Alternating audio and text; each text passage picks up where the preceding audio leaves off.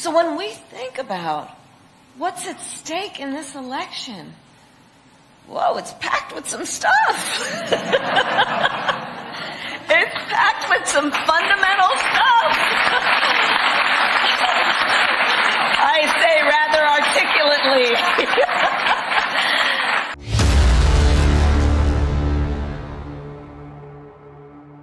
Kamala Harris is losing her mind after a disastrous week campaigning. Now you have CNN, ABC, and NBC all coming out and dropping a bombshell warning about her election chances. Poll after poll shows that she's falling behind Trump, and I am not surprised by the warning or what these numbers are saying in these polls.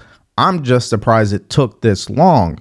But let's first start with what CNN had to say. She had a terrible week. It was a terrible week for the Harris this campaign. You had Gretchen Whitmer having to apologize to Catholics across America for mocking them with some bizarro Dorito thing on there. You had Governor Elmer Fudd out hunting and not knowing how to load his shotgun, using the wrong gun. At the same time, who's Governor Elmer Fudd?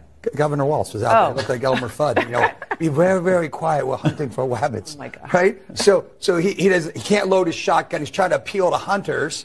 He can't load the gun. He's using the wrong gun. At the same time, you have Barack Obama in Pennsylvania where he derided people who own guns. Remember, people in Pennsylvania were bitter and they clinged to guns and religion. Remember that in 2008? So they're trying to appeal to those folks at the same time while he alienates black male voters by chastising them. So they had a really tough week this week. Okay, so everything he said was true, but we got to make some room for the opposing side of this because I want you to hear how delusional they are and hear what the strategy is moving forward for Kamala Harris because they know they're falling behind, and this is what they're willing to do, I guess, to try to beat Trump. Listen to this. Hold on. Okay, so first of all, Kamala Harris released her medical records. Trump hasn't. That was this week. But that's your top thing? Let's talk about his week. Okay, he goes to Detroit and insults an entire city and insults a lot of black people there. His economic plan comes out, and by outside economic analysis, they said it would raise costs and raise debt on the American people. So Trump didn't really have a great week either. I think many times he goes out there. I'm sorry, if your guys. medical records, if that's the high point of your week, you're really grasping at what straws. does he have to hide? You're grasping at straws. You're grasping at straws. Does anyone? First of all, does anyone remember that Barack Obama said that in 2008? And two, people in Pennsylvania. Oh yeah, I promise you. Barack Obama won Pennsylvania in 2008 and 2012. In 2012, he lost the state. Let me get started. I mean, think about it. The high point of her week is that she released her medical records. I mean, how is that supposed to get votes in this election? Right now, it's all about turning out the vote, right? Getting people who may still not be registered or may not wanting to vote to actually vote for you. How does that help you? You see, they're still trying to play games with Trump instead of focusing on the only thing that she has left. And I just said it, which is to get people to show up and vote. But remember, they have a huge obsession when it comes to Trump. So I don't think they can even help themselves. But here's what Scott Jennings had to say in response. It was a rough week. I mean, her faves are down.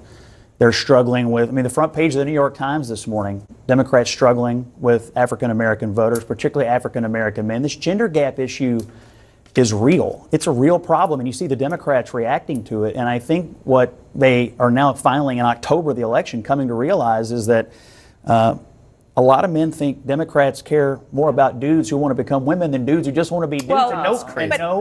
And no hunting, cosplay, or cringy videos is going to change it. The bet is made. In other words, the results are telling the story in real time right now. Whatever work they did back in September or even August is now showing up today. And clearly, they did not do any work as it pertains to recruiting men. But in those poll numbers, you see what the fundamental reasons are on why Trump is surging. Why is he going to win this election?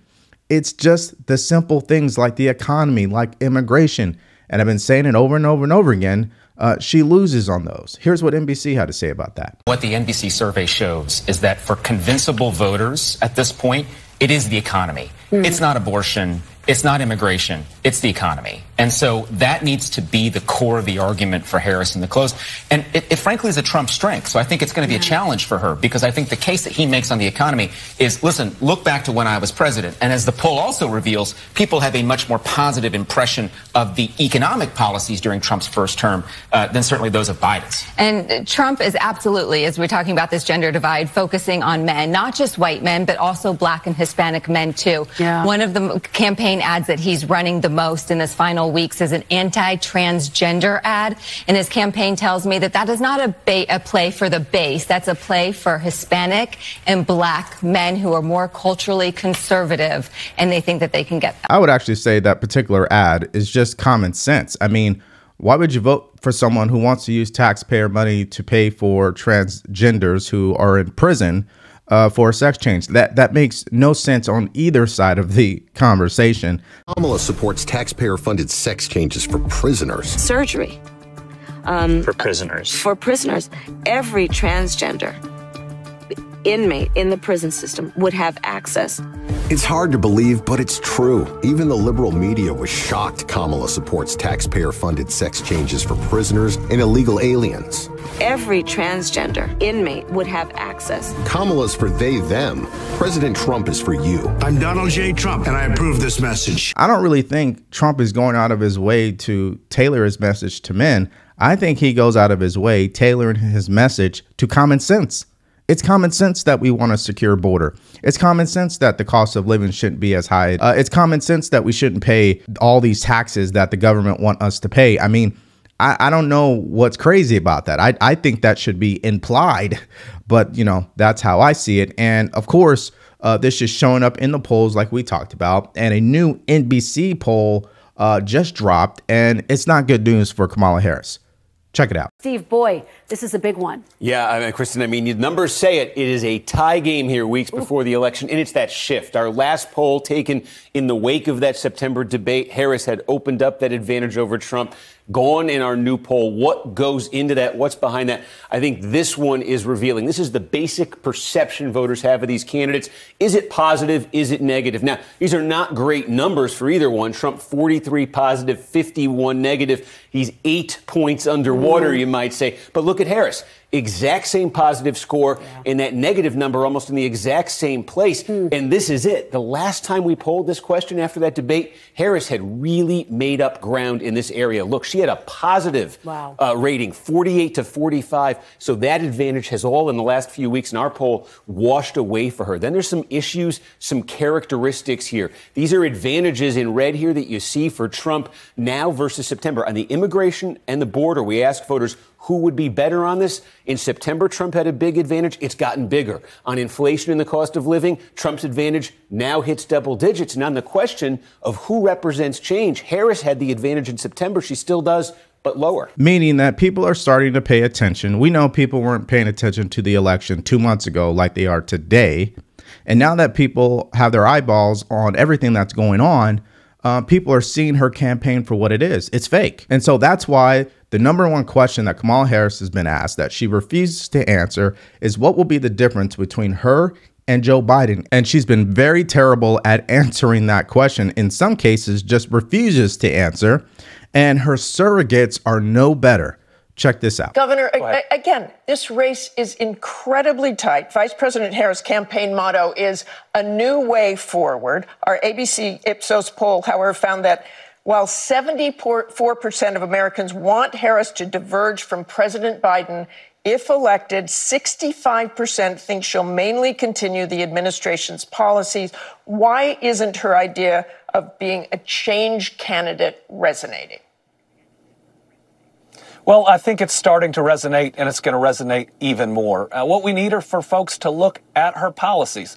Again, the middle-class tax break would help right now. Expanding the child tax credit would help right now. She's the first presidential candidate in my lifetime talking about affordable housing, both on the supply and on the affordability side. All of her plans are about helping people right now. Donald Trump, his plans are Project 2025. That is just unfortunate. That the governor from Kentucky, Andy Beshear, he's just out of touch. And I understand he's trying to go on there and run cover for Kamala Harris, but he knows it and everybody knows it. She does not have a good record, okay?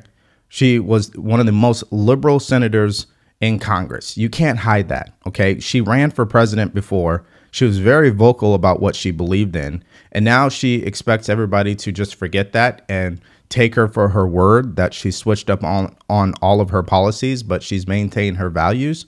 Yeah, that message doesn't stick. That message sounds like it came from someone who's just too smart and lacks common sense. And that's Andy Beshear when he's on here trying to answer the question, what will be different? And he's saying, well, the message is resonating now. Okay, well, we're, a couple of weeks out from the election? I think it's too little too late, wouldn't you say? Do you think she will be different than Joe Biden? What do you think the difference is? She struggled on The View to say anything about anything different, that she would be different. Well, of course she'll be different because we are all different individuals. But just look at the policy-wise. They're right there. Right, but President Biden's plans were about building a future economy that is happening right now. We're building the 2 biggest battery plants on planet Earth in Kentucky. We built the cleanest, greenest recycled paper mill the world's ever seen. Those are all through his policies. But hers are about right now. How do we help the American people that are struggling to pay the bills? See, it's the same answer from the Democrats every single time. They go to what they've accomplished that most Americans don't know anything about and haven't even experienced the positive impact from. I mean, that's who they are. And of course, he's not the only governor to humiliate himself when it comes to trying to answer the question for Kamala Harris. Listen to this answer from the Colorado governor. But do you think she should have answered that question differently then? Because you're a governor who's had to deal with immigration in your state. Well, look, I mean, I think look, she was probably asked it and it's hard to think of things on the spot, but there's going to be many differences between Kamala Harris and Joe Biden because it's a totally different person. It'll be a totally different team. I think, again, Joe Biden did a great job as a transition to help lead the way for a president that's future oriented, that embraces the opportunity economy and small business, will take on the border security issue and solve it. She's a prosecutor. She's put criminals behind bars. And that's something that is a great experience for a country that's yearning for a president that will help make us safer. Yeah, you see, they're scrambling, right? They're having to come up with weird excuses on why she can't answer the question when it comes to what will be the difference between her and Joe Biden. And I do believe this is going to be a downfall for her campaign. Not picking Josh Shapiro will be a downfall for her campaign. Showing up at the border last minute will be a downfall for her campaign. The ad that Trump has been running telling people that she wants to use taxpayer funds to pay for transgender sex changes for prison inmates, yeah, that's probably going to be a downfall for her campaign. But you know what else is probably bigger than all of that is how fake she is. You just can't hide it. And that's why you see her doing photo ops over and over that it's just painting a bad picture for her campaign. Check this out.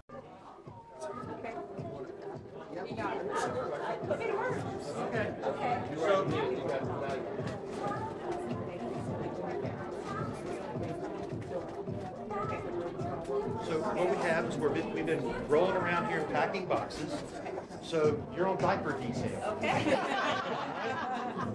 As you can see, she's in North Carolina packing up diapers, something she would never do. She's only there for one reason and one reason alone, to get votes. So does it really land for black voters out in North Carolina? Of course it doesn't, especially black men, which we already know the Democratic Party is in trouble. And we are now getting even more confirmation of that fact from congressmen who are Democrats saying the same thing. Here's what the chair of her campaign had to say about this issue. Are you concerned about black men voting for Trump or staying home? Well, thank you very much for having me. Yes, I am concerned about black men staying home or voting for Trump. But my concerns don't tend to keep me from being energetic about this campaign. Yes, black men, like everybody else, want to know exactly what I can expect from a Harris administration, and I've been very direct with them. And I've also contrasted that with what they can expect from a Trump administration. Yeah, see, it's always been a messaging issue especially over the past decade when it comes to the Democratic Party.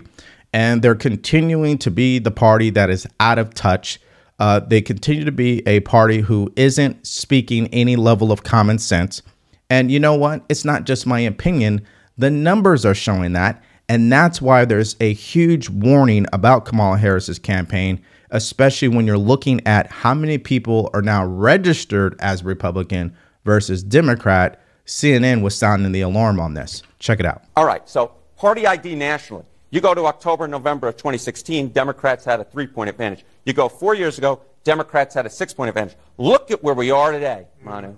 Republicans with a 1-point advantage. A very different picture, very much mirroring what we see in the party registration numbers in those key battleground states, and Pennsylvania in particular. And it actually just shows you, too, why Harris is doing what she's trying to do. She's trying to moderate a little bit on these issues, trying to reach those very voters, because the party registration is changing, and the demographics of the voters are changing. And those are the people she needs to attract. Absolutely. And you know, the GOP leads by a point in party identification right now. The average when the Republican Party loses is the Democrats ahead by 8. When the Republican Party wins, the average party ID advantage for Democrats is 3. Republicans right now, Manu, are doing even better than the average when they win. If there's one little nugget that I think Republicans are really hopeful for, it's this party ID and this party registration data. It really points in a good direction for them and for Donald Trump. Wow. I mean, those numbers are crazy. Now, before we go any further, if you're getting value from this video, do us a favor. Like, share, and subscribe to this channel. If you want to support us further, go to the link in the description below. Grab yourself a t-shirt or buy us a cup of coffee. Again, these numbers are screaming disaster for the Democratic Party. They've been so obsessed with Trump that they have gotten away from just common sense things when it comes to policies. I mean, the reality is that for the first time in 32 years in this poll, it shows that Republicans are beating Democrats straight up.